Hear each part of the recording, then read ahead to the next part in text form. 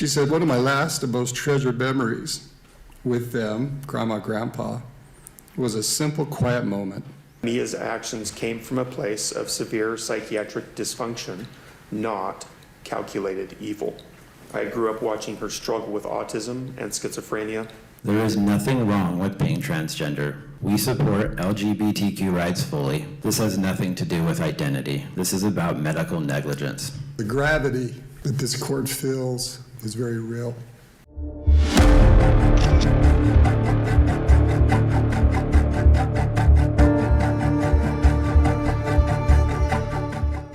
Welcome back to the court bench. Today, we're diving deep into the truly heartbreaking and legally intricate case from Washington County, Utah. We're looking at the sentencing hearing for Mia Bailey, who stands convicted of the aggravated murder of her parents, Joseph and Gail Bailey, and aggravated assault against her brother, Corey Bailey. This hearing isn't just about punishment. It's a profound look into the ripple effects of tragedy, the complexities of mental illness, and the difficult decision a judge must make when justice is anything but straightforward. To start, we'll hear a prepared statement from the defendant's brother, Dustin Bailey.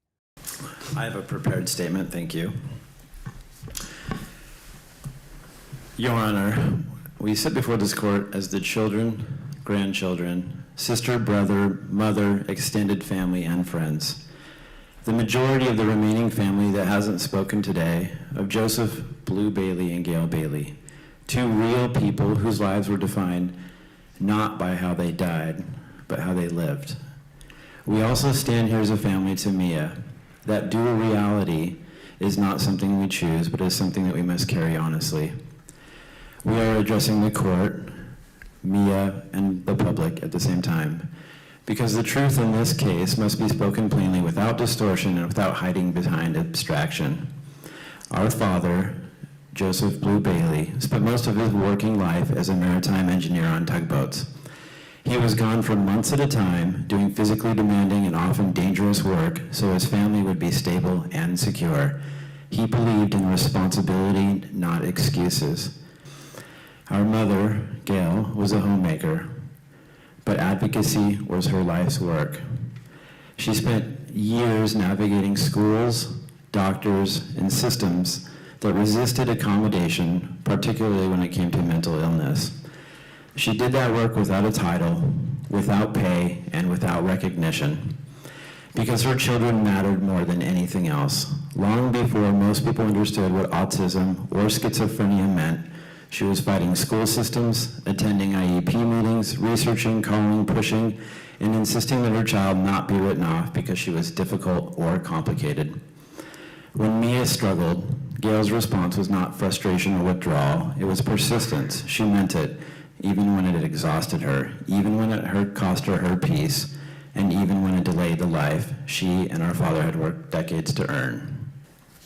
If Blue and Gail were here today, they would not ask for the harshest sentence simply because it exists.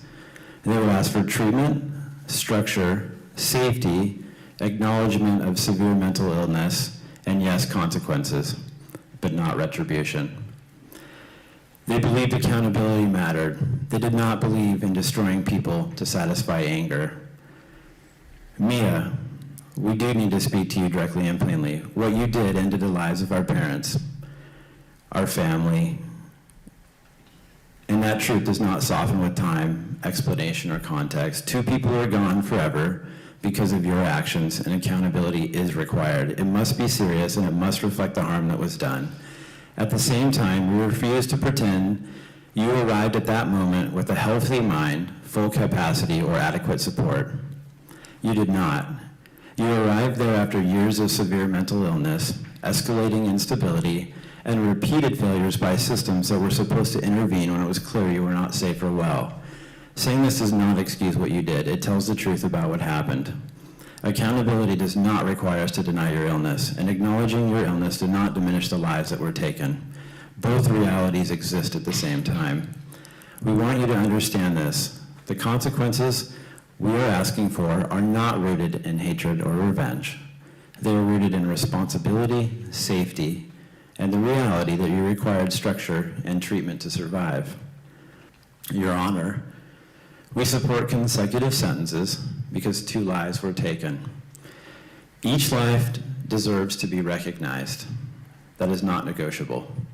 But we are asking the court to understand that life without the possibility of parole is not justice here. It is abandonment disguised as severity. Consecutive sentences allow for recognition of each loss, long-term incapacitation, mandatory treatment and structure, and future professional review, not automatic release, but accountability over time. That distinction matters. This tragedy did not occur in isolation. One of the most painful truths is that Mia did try to get help. In the days before the murders, Mia voluntarily checked herself into a state-run mental health facility. She was experiencing significant psychiatric symptoms. She knew something was wrong, she sought care, and she was released after only 3 days. At the time of her release, she was still experiencing serious symptoms. She was not stable, she was not safe, and she was not adequately supported. We believe, and we say this with care and seriousness, that she should not have been discharged so quickly. That decision was another failure in a long chain of failures that left everybody vulnerable. That failure harmed Mia, and it endangered our parents. In the months leading up to this tragedy, Mia was also able to obtain powerful hormone medications through a telehealth system that required almost nothing of her and protected almost no one else. Just a few video calls, roughly 15 minutes each. That is what stood between Mia and medications that would further destabilize an already fragile and deteriorating mind. There was no meaningful psychiatric evaluation. There was no sustained oversight. There was no follow-up that matched the severity of her mental illness. What existed instead was a model that functioned less like medical care and more like a subscription, one that prioritized access and liability protection over clinical responsibility. We want to be absolutely clear for the record. There is nothing wrong with being transgender. We support LGBTQ rights fully. This has nothing to do with identity. This is about medical negligence. Providing powerful hormones to a person is a psychiatric crisis without proper psychiatric safeguards is not affirming care, it is reckless. In this case, it has acted as an accelerant, intensifying instability, impairing judgment, and compounding risk. That failure harmed Mia, and it endangered our parents. Despite loving Mia, despite knowing her struggles, despite trying to help, we were also unable to prevent her access to a firearm. Families are expected to manage psychiatric risk without authority, without enforcement power, and without meaningful legal tools. The burden is placed on families until tragedy makes intervention unavoidable. Our parents paid the price for that gap. Justice should be honest enough to acknowledge it. And Mia, if you are ever released decades from now, the reality you face will already be severe. Being a transgender felon in Utah will make integration into society extraordinarily difficult. That reality alone is a lifelong consequence. Allowing parole eligibility does not guarantee release. It preserves the role of evaluation, treatment assessment, and accountability, rather than declaring that no amount of change, insight, or stability will ever matter. Your Honor, in closing, we ask the court to impose consecutive sentences. We ask the court to acknowledge severe mental illnesses as real and relevant, and we ask the court to deliver justice that our parents, practical, compassionate, and grounded, would recognize as worthy of their lives. Thank you. Thank you, Mr. Bailey. Yeah. Dustin Bailey's statement provides detail on their family's complex plea. They advocate for consecutive sentences, meaning the prison terms for each murder are served one after another, rather than concurrently, where they'd run at the same time. This is rooted in the principle that each life taken deserves separate recognition and consequence. However, they explicitly reject life without parole, arguing it's abandonment disguised as severity. This reveals a deep understanding of Mia's mental illness and a hope for a structured review by the Board of Pardons in the future. They're seeking a balance. This isn't just raw emotion. It's a very carefully considered request for a specific legal outcome. Your Honor, just to follow up with that, and I recognize I cannot say that better than what is already spoken, but the state is also asking for consecutive, and we're asking for consecutive because that is our policy. When you have two separate lives, we recognize each life, and that's what we have here, and each life deserves a separate consequence, and that's why it's consecutive, Your Honor. The second reason why I'd be requesting for consecutive is because when you look at aggravated murder, there are several different factors. And under 76-5202, in this case, and you only need one factor to charge aggravated murder, but in this case, you have 4 of those factors. First of all, under 2A, 2 or more individuals' lives were lost on that day. Under 2B, when you commit a homicide with an attempt to kill another, that is an aggravated factor. We also have that here. The defendant attempted to kill Corey. In fact, in the interview, the defendant stated that the brother was not her main target, but she would not have been sad had the gunshot killed him. The third is under 76-5202-3, an actor knowingly created a risk of death to another individual.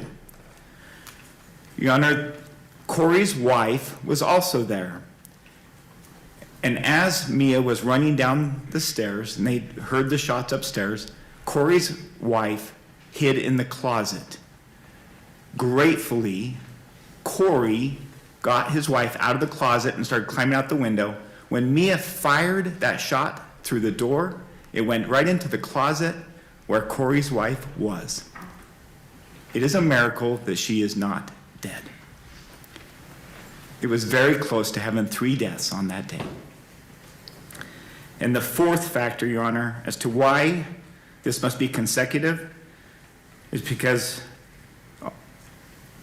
Mia knew that she was not allowed at that house, and yet she still went to the home, despite a protective order, despite knowing that she was not welcome there.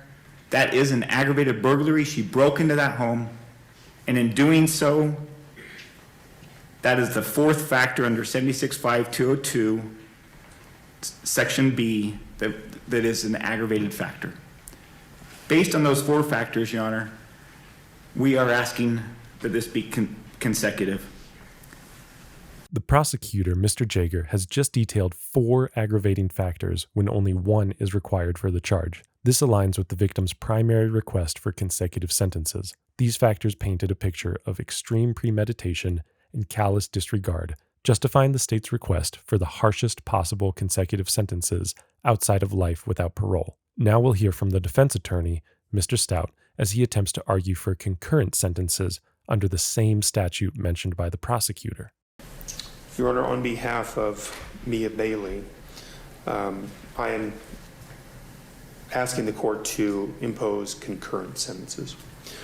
Utah Code 76-3-401 addresses what the court needs to consider when considering concurrent or consecutive sentences.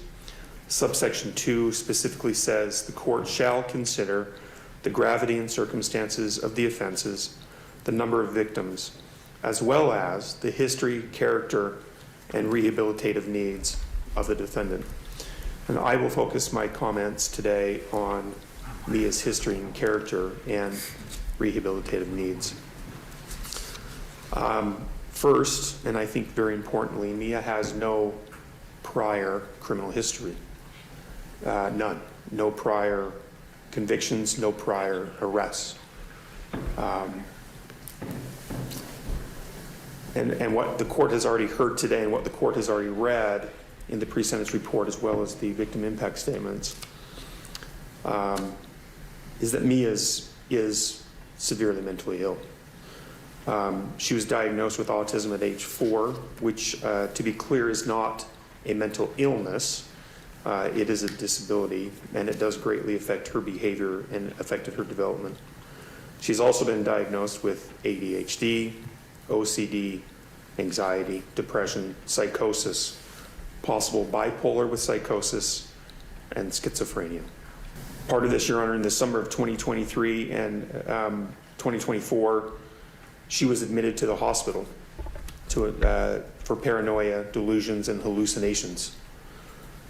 She was discharged the most recent time that she committed herself, as has been mentioned. She was discharged 3 days later, and 10 days later, she murdered her parents.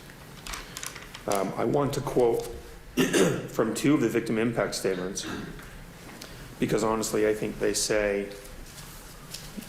better than I could what I want to convey to the court. I need to say something that's difficult to articulate while carrying all this pain. Mia was severely mentally ill. I grew up watching her struggle with autism and schizophrenia. I saw how hard the victims worked to help her, to find treatment that would work, to support her, even when she was difficult and frightening and exhausting to be around. They never stopped trying because they understood something about her condition that's hard for a lot of people to grasp, that her cognitive functioning and emotional regulation were profoundly impaired in ways that make her fundamentally different from neurotypical adults. But I recognize what the victims spent their lives recognizing, that Mia's actions came from a place of severe psychiatric dysfunction, not calculated evil. The combination of her autism, schizophrenia, and the hormonal destabilization she was experiencing created a perfect storm that her already impaired brain couldn't withstand. From another one of the impact statements, and this one's a little more brief, I need this court to understand something fundamental. Mia is not a neurotypical adult who made calculated evil decisions. Mia has severe autism and schizophrenia, a combination of conditions that left her functioning at the cognitive and emotional level of a young child, particularly during times of stress or psychiatric crisis. And I offer these comments, Your Honor, not as an excuse, but somewhat of an explanation. What this shows, Your Honor, is that Mia's history and character is not that of a calculated, evil, cold-hearted person. Her rehabilitative needs are significant, and very well, she may be rehabilitatable, but only time will tell. By pleading guilty, Your Honor, she accepted responsibility for causing the death of her parents and assaulting her brother. In the pre-sentence interview, as noted in the pre-sentence report, Mia expressed remorse for her actions and regret for what she did. For all of this, she will spend significant time in prison. Simply put, by imposing concurrent sentences, this will give the Board of Pardons and Parole the greatest flexibility to determine if and when appropriate to allow Mia to be paroled, to be released, and to re-enter society. That's what I'm asking the court to do. And with that, I will submit, Your Honor, I believe my client still wants me to read a statement when the court is ready for that. Thank you, Mr. Stout. You may go ahead and read the statement Thank you. written by your client. The defense is making a very clear distinction here. They're not denying the devastating impact of Mia's actions, nor are they excusing them. Instead, they're arguing that her underlying mental health conditions fundamentally differentiate her from someone who commits calculated evil acts. By emphasizing her rehabilitative needs and significant potential, the defense is attempting to open the door for the Board of Pardons and Parole to one day consider her release, advocating for concurrent sentences to provide that flexibility rather than effectively condemning her to a lifetime without any hope of parole. Next, we'll hear a statement from Mia read by her attorney, Mr. Stout. It brings me great pain and regret of the events that followed. I was not in a stable mindset at the time, and if only I had gotten help, this would have been preventable. It makes me want to die because I can't live with myself. I am sincerely, deeply sorry to my family that I committed this atrocity. I wish I could earn forgiveness in time. Because of my religious beliefs as a Muslim, it would be appropriate to take my life for atonement for what I did. Thank you, Mr. Stout.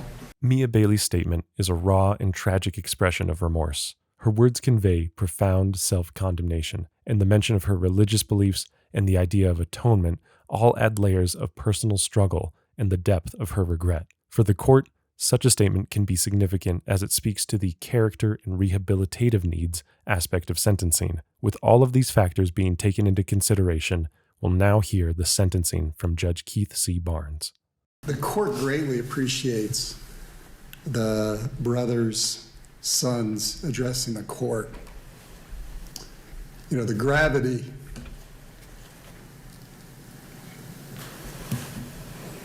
that this court feels in the courtroom is very real. It's unfortunate these things happen. And Miss Bailey, you're here because of horrible acts that you committed. I'll just read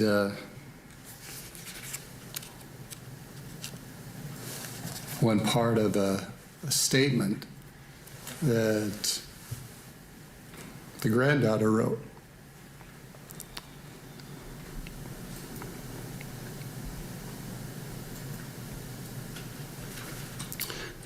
She said, "One of my last and most treasured memories with them, Grandma, Grandpa, was a simple, quiet moment. We sat on their porch together watching the sunset. That moment means a lot to me. It was the last bit of quality time I spent with them. We didn't need words. Even in the quiet of that memory, I felt their love and warmth. Every sunset I see now reminds me of them and our last moments together. Losing them has left a constant ache in me that I've been carrying ever since." See, the reality is that it's not just that your parents have passed on now with an act that you committed. It's the ripple effect that so many people feel. Your acts on that day were very chilling. If we follow what happened, you came to the house, you had a gun, you shot your parents, then you proceeded to go downstairs, the door was locked, you shot into the room where your brother Corey and Amanda were, and then you went back upstairs. Miss Bailey then went back upstairs. She stated she returned to her father, who was lying on the ground, and shot him one more time in the head to make sure he was dead. Spent shell casings were also found near Joseph Bailey's body. She heard her mother making noises. Miss Bailey walked back over to her mother and shot her in the head to make sure she was dead. And as to the sentence today, the sentence should and will be consecutive sentences. Ms. Bailey, in case 2415-01193 to the charge of aggravated murder, a first-degree felony, you are hereby sentenced to serve 25 years to life. Count 2, aggravated murder, first-degree felony, you are hereby sentenced to serve 25 years to life. Count 3, aggravated assault, a third-degree felony, you are hereby sentenced to serve 0 to 5 years, all these at the Utah State Prison, to run consecutive one with the other. Restitution will remain open. You are hereby remanded to the Department of Corrections to serve this sentence. Good luck to you. Thank you, Your Honor. Court will be in recess. Great, thank you. For the aggravated murder of her parents, the judges sentenced Mia to 2 consecutive sentences of 25 years to life. Additionally, for the aggravated assault against her brother, Corey Bailey, she received a consecutive sentence of 0 to 5 years. This means Mia Bailey will serve a minimum of 50 years, plus potentially 5 more, before becoming eligible for parole consideration by the Utah Board of Pardons and Parole. The judge's decision to impose consecutive sentences directly reflects the court's recognition for each life lost and the aggravating factors represented by the state, while also acknowledging the complex mitigating circumstances of Mia's severe mental illness discussed by her family and defense. This was a deeply tragic case that highlights just how complex and nuanced justice can be. Thank you for watching. Comment down below your thoughts on this case. And if you like this video, please subscribe to get the latest from our channel.